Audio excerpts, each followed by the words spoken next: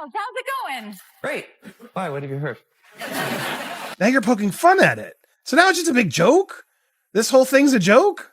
So it's absolute cringeworthy, and they should be ashamed. Blake Lively just broke down on SNL after Ryan Reynolds destroyed himself on live TV in the most spectacularly embarrassing way possible. Blake had spent months crafting the perfect sob story, playing the victim like an Oscar was on the line. Did they rewrite the SNL scripts too? Terrible humans. But thanks to Ryan's spectacular self-sabotage, the whole act collapsed on live TV. And now she's the one picking up the pieces. But if you don't know what exactly went bad this time, let me tell you everything from the start.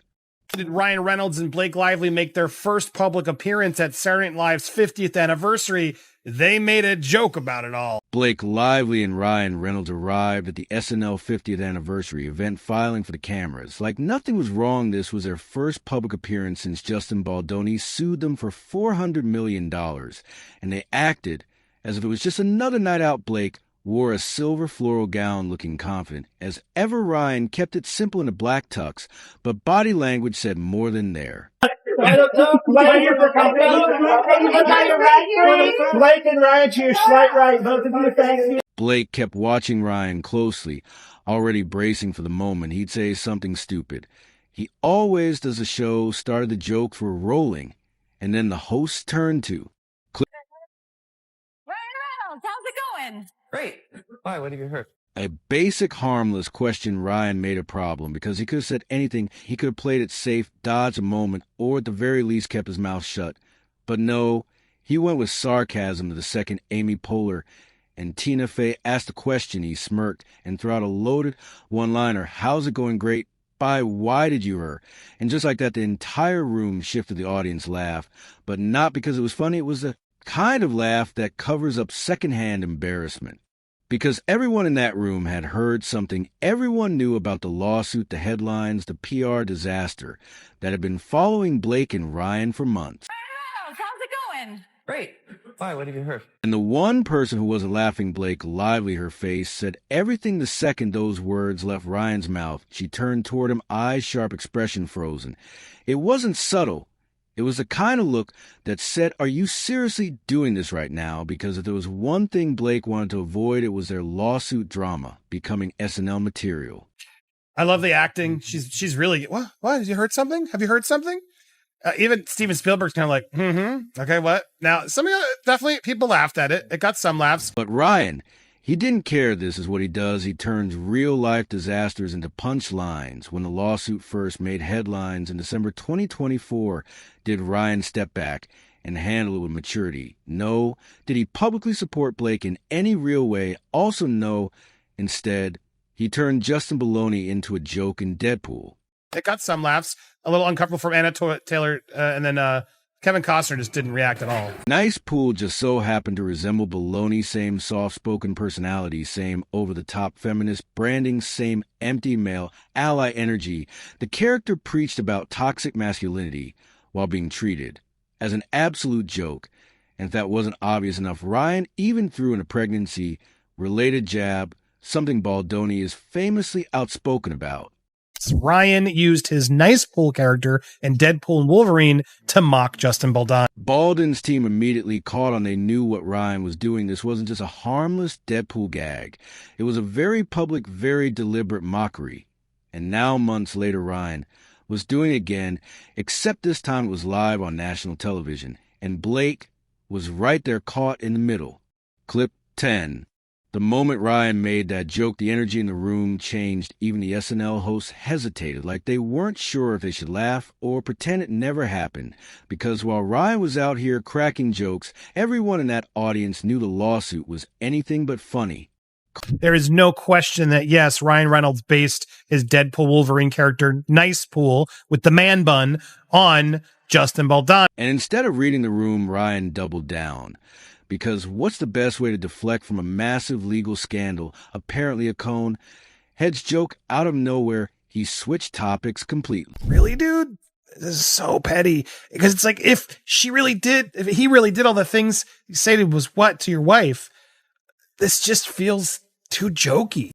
Tina Fey and Amy Poehler went with it, but it was obvious this was forced. Tina shot back no, and based on them being made in 1975, I'd assume they're highly toxic, Ryan. Keeping the bit going, pretended to be concerned.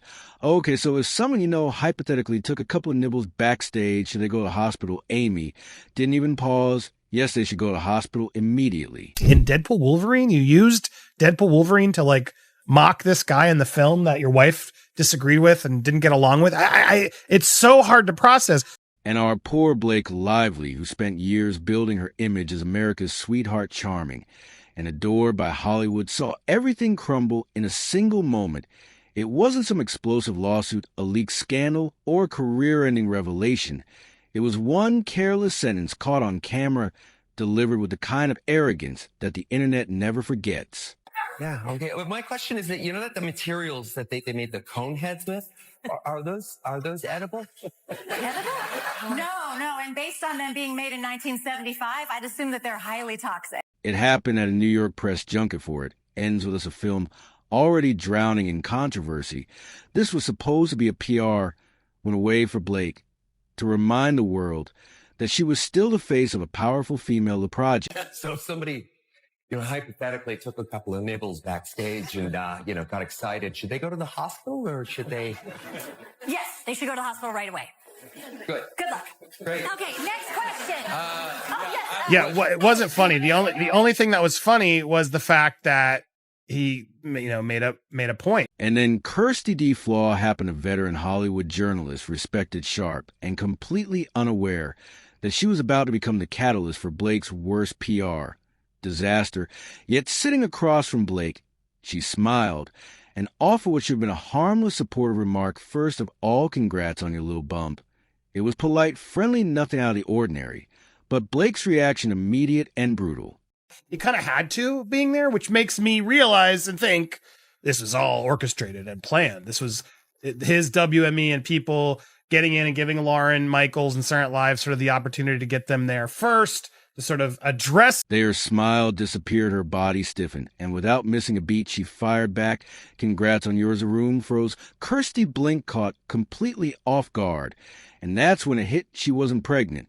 And worse, she had publicly spoken about her struggles with infertility. She's never hosted. He's never hosted. He appeared once like as a guest star, but the fact that they're there to me on this show of all shows felt very forced. Within minutes, a clip went viral. Twitter, Instagram, TikTok, every platform ripped into Blake.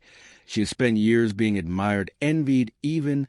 But this was plain cruelty. It wasn't an accident. It wasn't a misunderstanding. It was a conscious decision to humiliate someone in front of cameras. The internet saw it for what it was. And Kirsty just wanted to ask Blake Lively a question about, first and foremost, Blake Lively was pregnant while she was filming this. So she opens up with just like a nice compliment about her cute little bump. Kirsty responded quickly on July 15th.